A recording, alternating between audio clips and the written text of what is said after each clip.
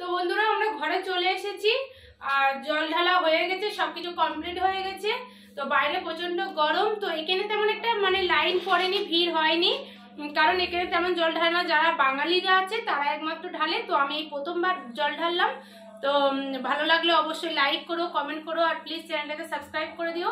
আর যারা ফেসবুক থেকে দেখছো তারা পেজটাকে ফলো করে দিও। তো এখন বেবিকনের পেটটা খারাপ, তা বেবিকনের পাপা যাবে ডাবের পানি আনতে।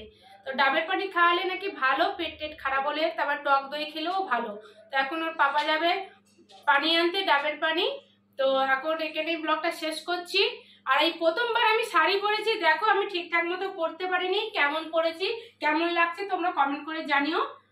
এই যে মানে যাও করে পরে তাড়াতাড়ি করে চলে গেছি, মানে আরেকজন এসে তাড়াতাড়ি করছে, বলে চলো চলো চলো চলো, তাই জন্য তাড়াতাড়ি চলে গেছি আর এইভাবে পরে চলে গেছি। কেমন লাগছে তোমরা বলো, সিম্পল এমনি সেজেছি, বেশি সাজিনি। তো এখনকার মতো এখানে ব্লগটা শেষ করছি। তো বাই বাই।